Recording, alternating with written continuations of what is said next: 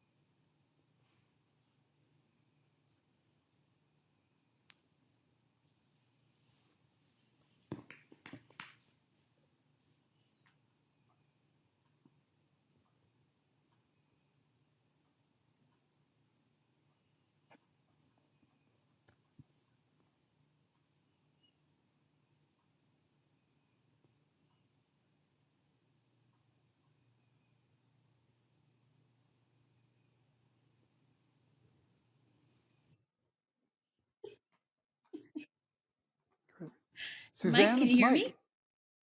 I Hey, how can. are Thank you? you so much for doing this. You're so kind to squeeze us in. Thank you. It's not squeezing you in. I just had one thing I couldn't move tomorrow. I'm so bummed.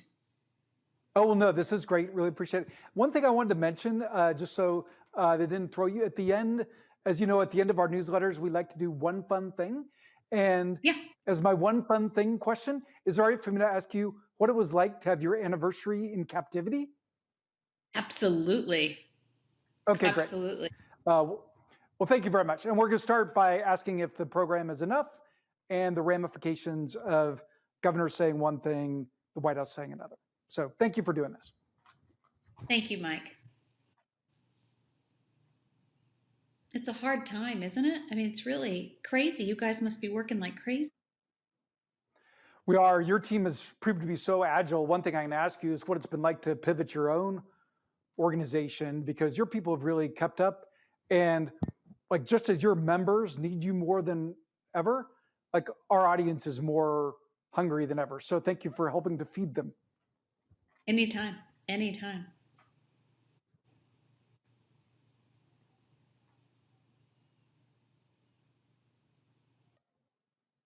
Are you hearing those noises? I don't know how to turn them off. No? Okay. I always hear noises, Suzanne. Is that, you mean that's not Not normal? voices, not voices, noises. You have such an advantage. You don't have to get your hair done. Yeah, I will say, I do not waste a lot of money on product. That is true. I'm telling you what, I miss my hairdresser more than anybody. Yes, yes. And So, we're discovering that dudes aren't very good at giving themselves haircuts. We definitely have found that out. a lot of mullets out there.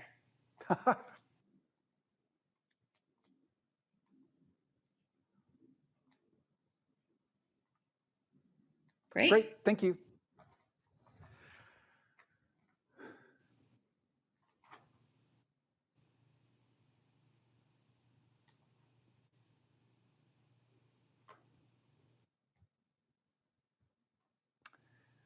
Welcome back. We'd like to thank Intuit for making these conversations possible. We'd love for you to follow along at hashtag Axios events and at Axios. We're joined now by Suzanne Clark, president of the U.S. Chamber of Commerce, the world's largest business organization. Suzanne has been in the trenches. I first got to know her when she was running her own companies as president and COO. She is a BA and MBA from Georgetown.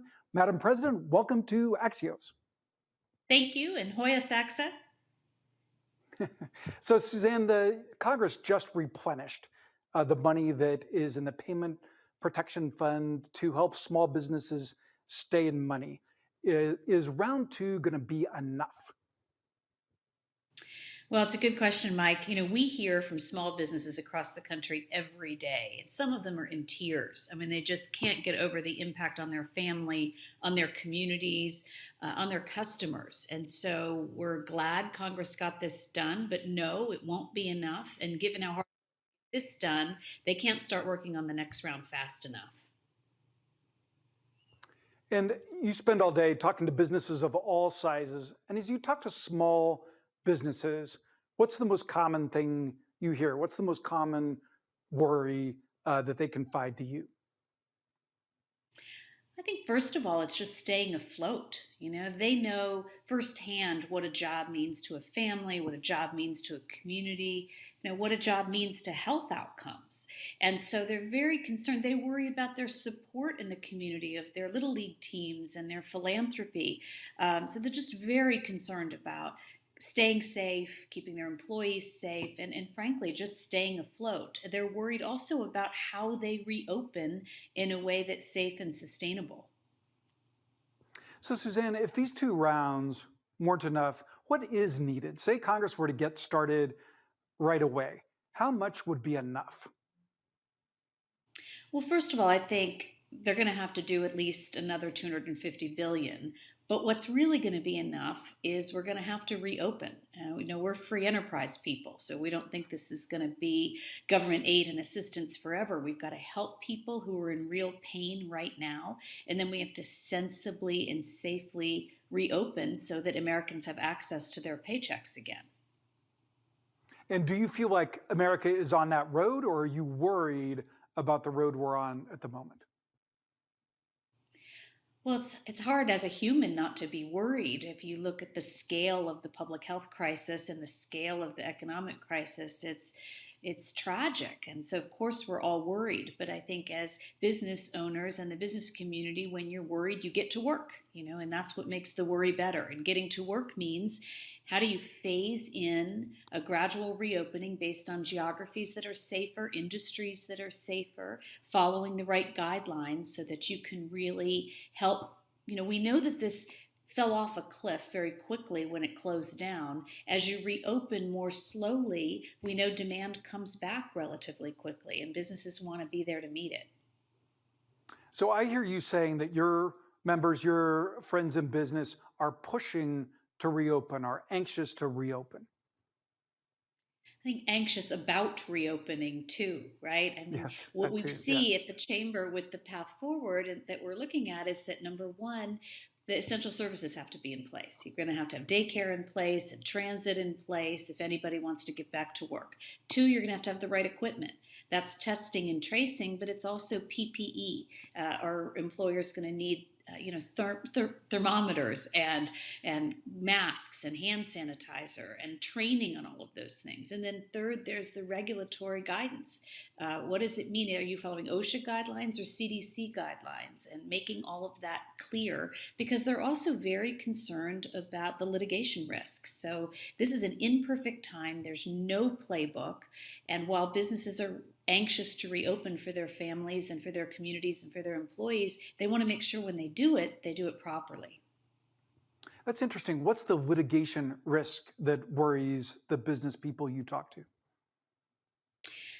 One of the things about return to work is that it's really return to life. It's returning to places of worship and places where you can celebrate birthdays and charities and philanthropy, etc. Those are all workplaces. And so it's not just traditional businesses that are worried about it. We're hearing about schools that are worried about litigation risk. And so if you have an imperfect situation, are you, for example, we're asking CEOs to operate in a totally different, unprecedented time. We're saying, after years of saying don't discriminate on the basis of health and age, now we're saying protect your vulnerable populations. When we usually say keep health data private, now we're saying you want to make some things public so that we can trace people who have this virus or understand who has immunity. So when you have a whole new playbook, there are unfortunately a small number of the plaintiffs bar who really go hard and look for liability. They're already organizing against healthcare workers and hospitals and medical device manufacturers. And so it scares business owners that there could be a second big economic risk coming. Suzanne, what do you advise businesses when they're getting conflicting advice and even direction from the White House and from different governors? What we advise them is to help us understand where those conflicts are so that we can help be a conduit in between. We're lucky from where we sit, we see every size, every sector, every geography. We can talk to the White House, we can talk to the State House, and we can talk to local public health officials to help coordinate and collaborate. We see a lot of people at all levels of government really trying to do the right thing, but again, totally unprecedented. So the more collaboration, the more cooperation, the better. So what we say to businesses is be really clear about your questions, be really clear about your concerns. We have task forces based on geography that can help, but also based on sector, because we know the challenges with a consumer facing company will be very different than, say, an office company or an industrial company. So anything that we can do to get questions and concerns in one place to help guide policymakers and business leaders in this collaboration, we want to do.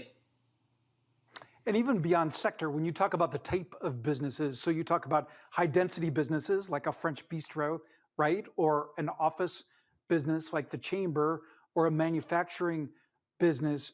How much is that going to have to do with the chronology of who gets to open back up?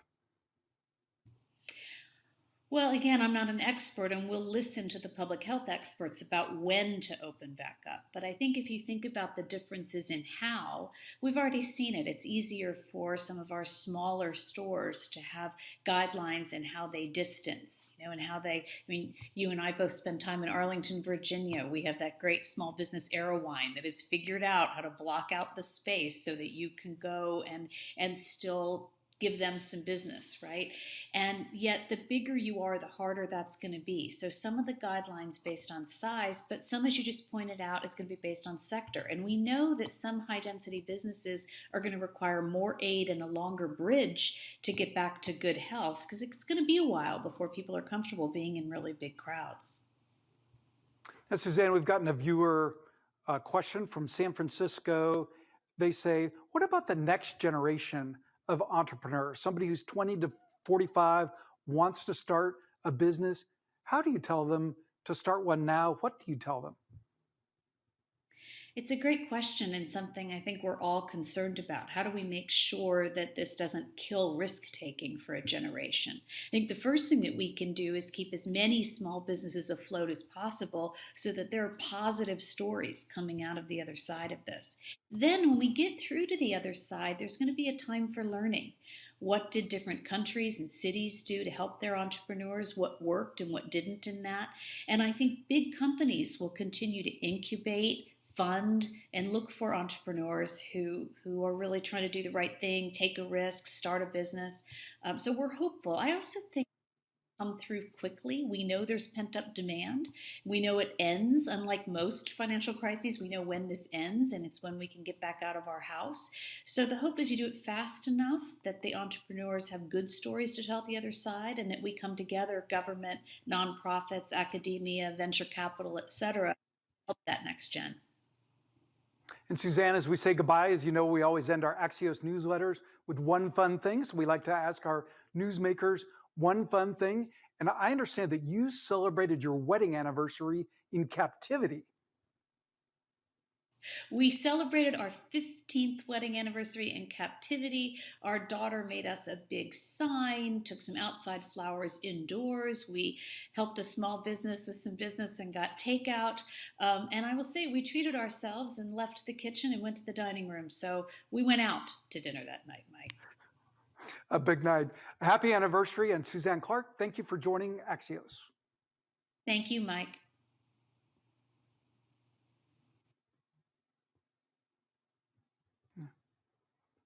Suzanne, You thank you good, so Mike? much. Thank you for making that easier, easy. They're checking it real quick, but thank you for making this very easy.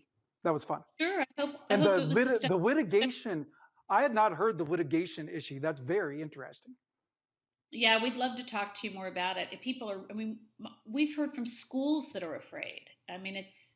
They don't want to get hit with another round. The economy needs people to reopen safely, but there's going to be such imperfect information that it's like a litigator's dream out there, which is scary, you know.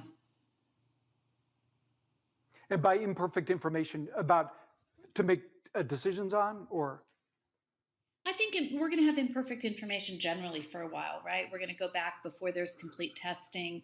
We'll go back not knowing, is it really 6 feet? Is it not? Can kids really transmit or not? And so it's just going to be imperfect information. I'll tell you, I talked the other day to the CEO of KinderCare and I asked him about consumer sentiment. For his centers that are still open, are parents even more reluctant to drop the kids off? And he said, not at all. He said they thought they would be, but parents pull up in this Mhm. line. A caregiver in a mask and gloves and a robe takes their kid, but they trust the place. So I think that reliance on trust between customers and business owners and employees and employers is going to be a really big deal. And my personal opinion, right? But the litigators get right in the middle of that trust relationship. Do I have to be afraid? I think the Italian store is doing takeout. Have you guys availed yourself? Not yet, and we love the Tremontis, so we definitely want to do that. I do love Arrow wine. We call the cheesemonger on the phone and talk it through, and then we go pick up a bottle of wine and some cheese, and that's been nice. I got to start with the Italian store. Any other favorites to recommend? No, but as I walk a lot so I live in Roslyn and Axios is in Clarendon. Of course, our office is closed, but I walk a lot from here through Courthouse to Clarendon. Tons of places open, and you can Yeah. tell it's all the owners, proprietors, mostly doing it on their own. And our hipper, younger colleagues who live in the district, they say there are very fancy places in DC, the Michelin starred type places in DC that are doing takeout. But I think very often you show up and they're like 6 bags, right? Like it's not enough. It's really, yeah, that's what I'm worried about. We went to Et Voila the other night for our anniversary, and it's wonderful. Belgian beers and wine and wonderful food, and there were 5 or 6 people there to pick up. But you think this can't be enough. I've had a lot of people ask me how to help small restaurants, and they say buy gift certificates that you can use later. See if they'll sell you ingredients. See if you could buy catering to give to healthcare workers or a charity. So I think there are things we can be doing for these guys, but boy, it's gonna be a rough road back. That's neat. Well, we stuck our landing. They said that it came out great. So I can't tell you how appreciative I am. Thank you and your team, Suzanne. And I look forward to celebrating in person when it's wise and socially acceptable. Amen. You take good care of yourself. We Okay. need you out there. Bye. Thank you. You too. Thank you and the team. Bye bye. Thank everybody who made this possible. Appreciate you guys.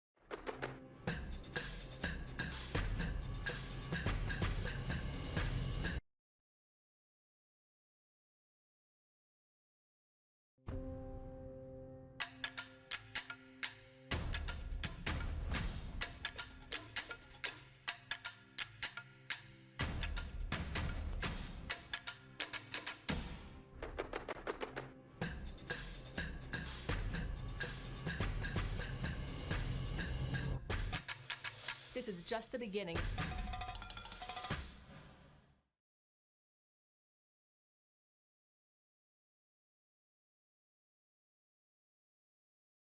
What is America's heartland? Is it Appalachia and the Ozarks? The Great Plains? Is it rural or urban? Is the heartland falling behind and forgotten? Or is the heartland rising? Here at the Heartland Summit, we gather the greatest minds from across the country who know the heartland best. We invite you to meet us in the middle. Let's roll up our sleeves and kickstart economic growth and innovation here in the heartland. So whatever the heartland means to you, vast landscapes or towering cities, let's change the narrative and build the future of the heartland together.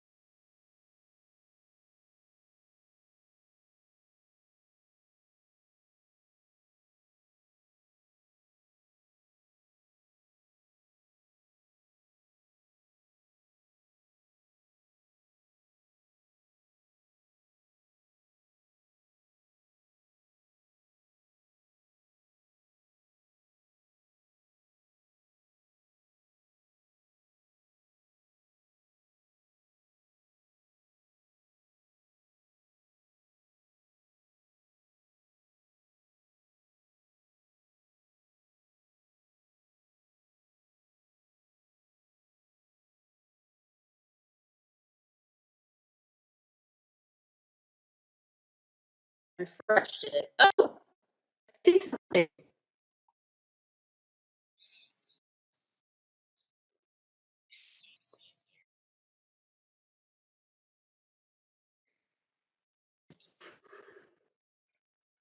I see 2 boxes, one in Washington.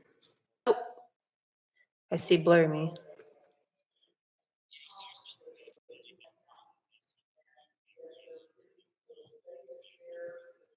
Yep.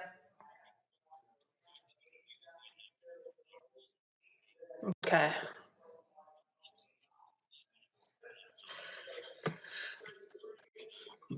Yeah. You want me to call my IT and see what we can do about this? Would that work?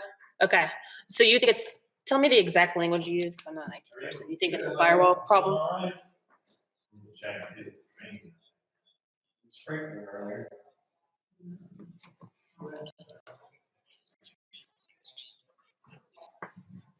Okay.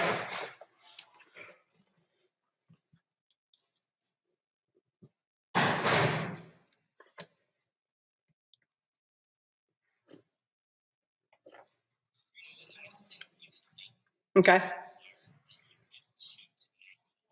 Okay.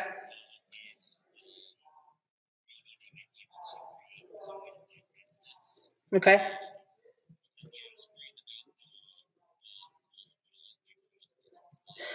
Yeah.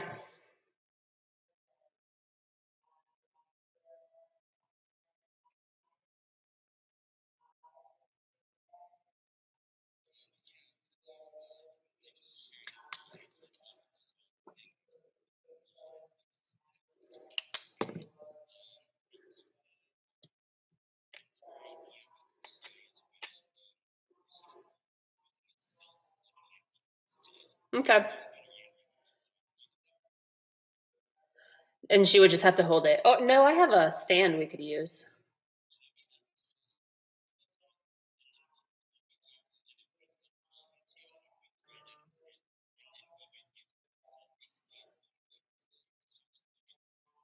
Okay.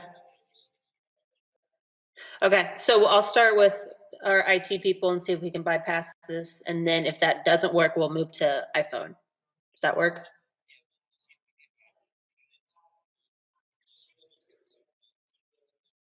Mm. Okay. Okay. Sounds good. All right. Thank you. Bye.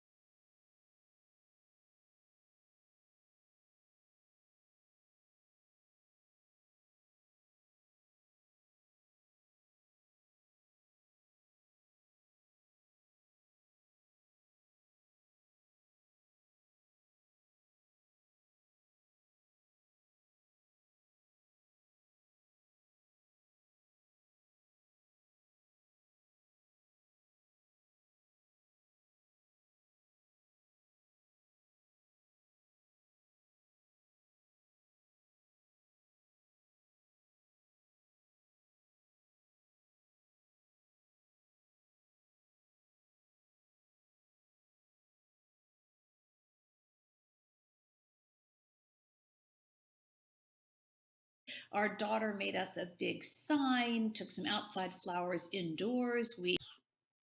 Thank you, Mike.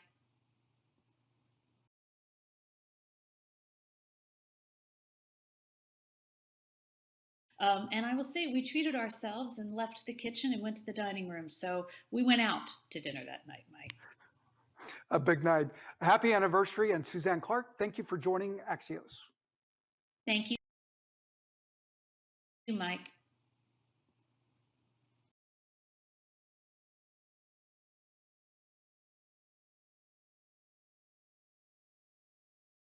We celebrated our 50th. Suzanne Clark, thank you for joining Axios.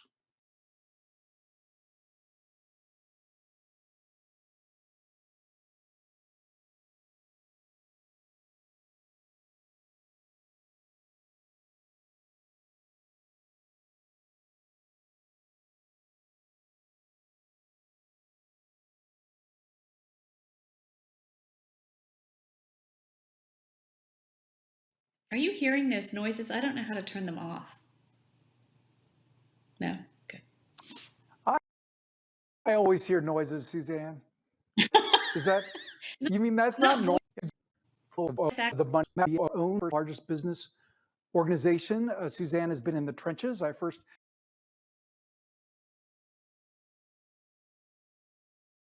Suzanne Clark. Possible. We'd love for you to follow.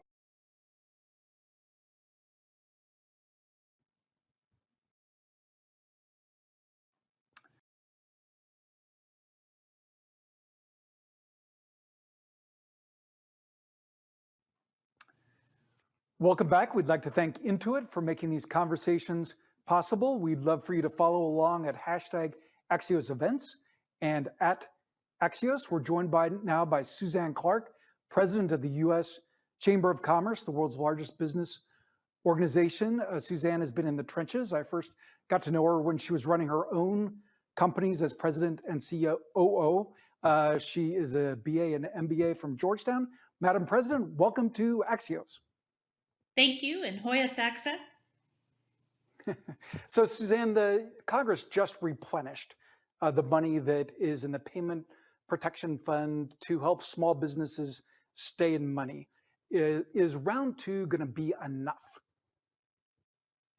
Well, it's a good question, Mike. You know, we hear from small businesses across the country every day, and some of them are in tears. I mean, they just can't get over the impact on their family, on their communities, on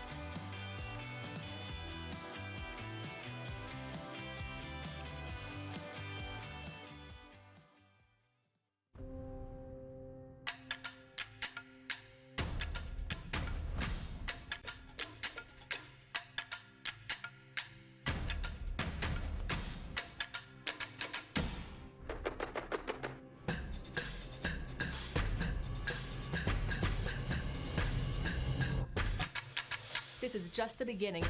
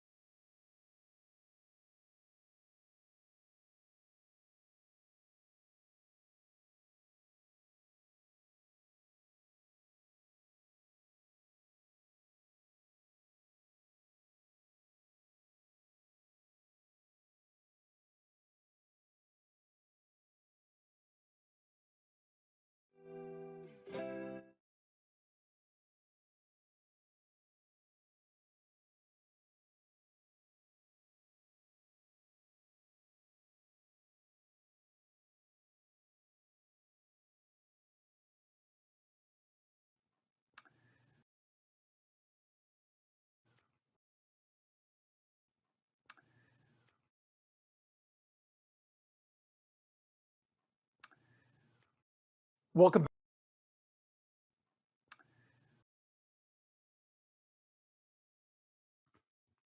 Sure. I don't need to do a quick run through, but I think we're going to check me and Jim Vandehei. Okay, thank you.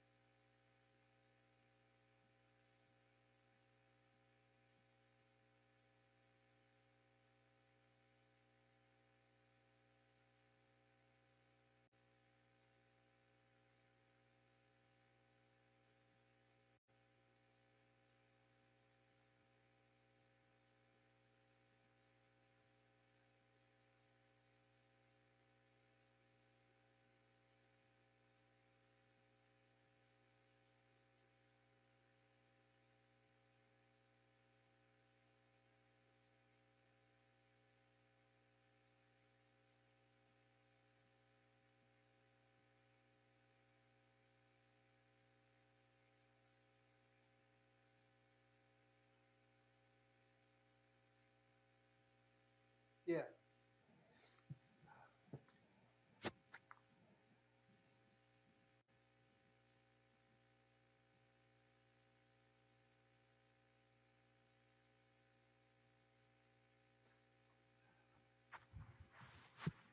How's that?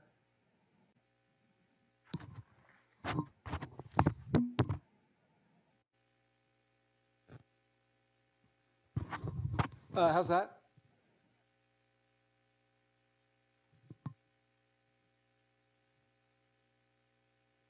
Come down a little bit.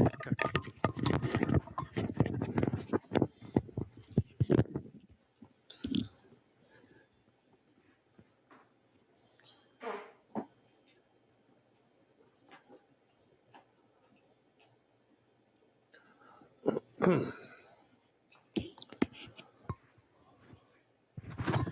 Hello. Oh, is that too much or too little? Oh, let me get the way out.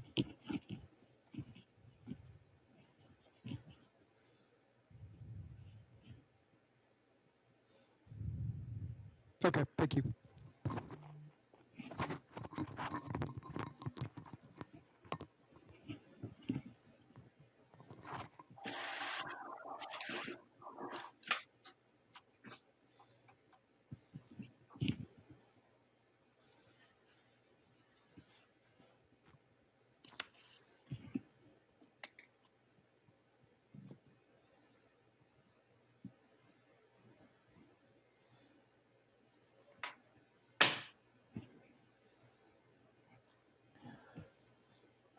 Can you hear me? Yeah.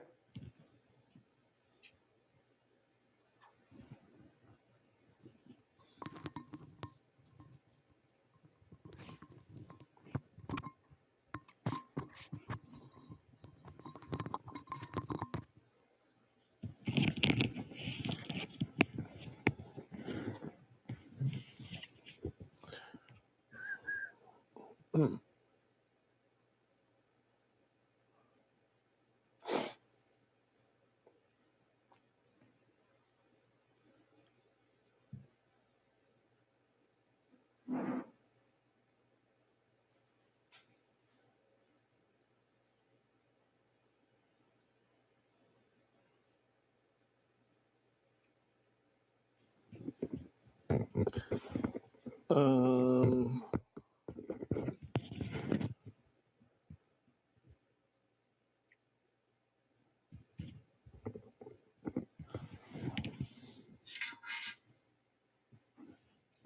wait, maybe that.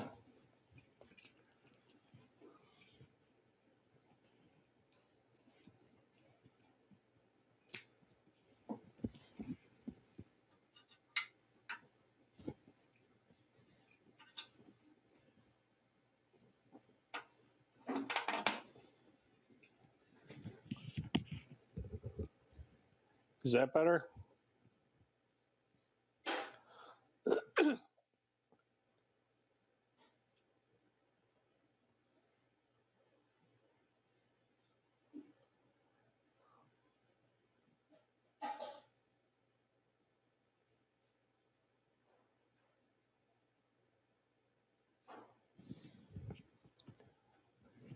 I can't hear anything. It must not be I right. can. Can you hear me? Can you hear me? Okay. Yep, I can hear you.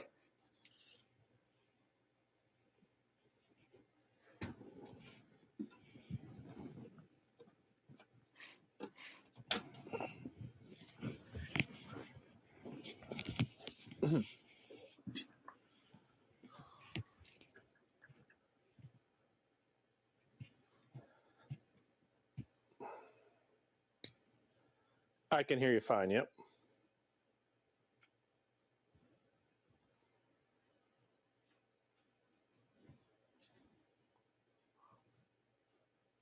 And can you hear me fine? I can hear Jim fine.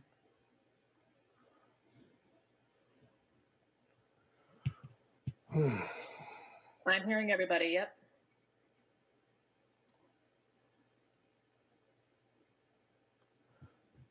Mike, talk.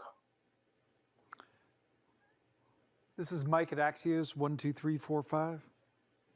Hey, Mike at Axios. Yeah, I can hear him fine.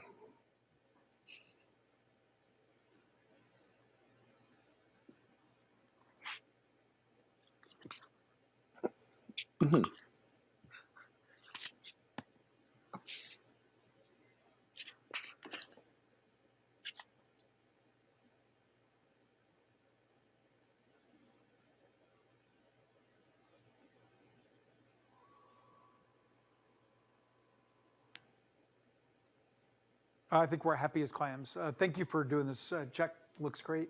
Really appreciate everybody going the extra mile.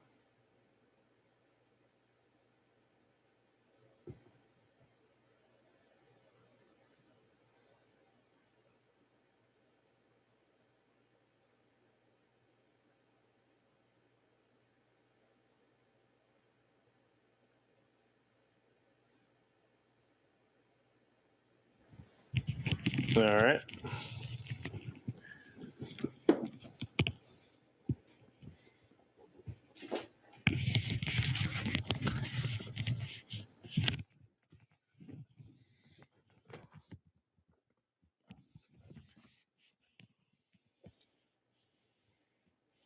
How's that?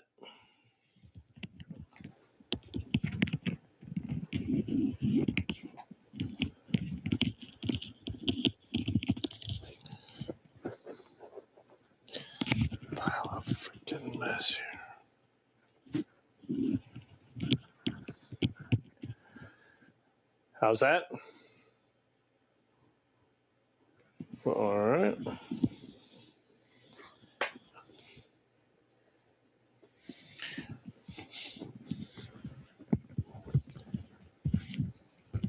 How's that?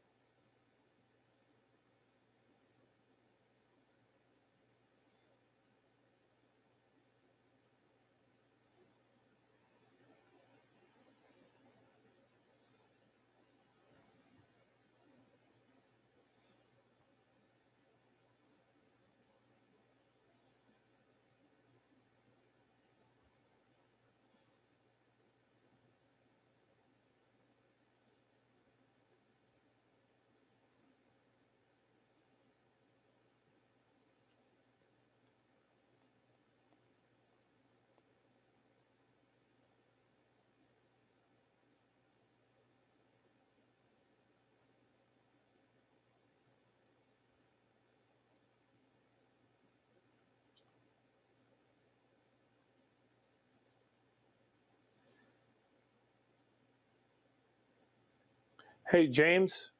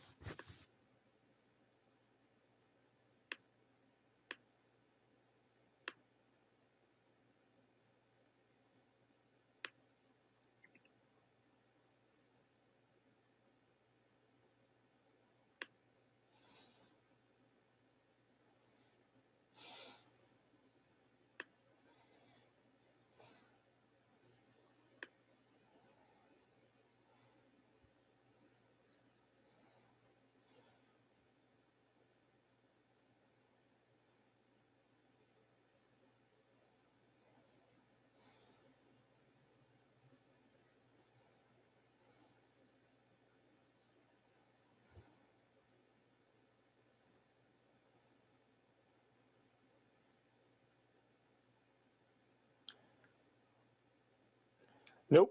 All good.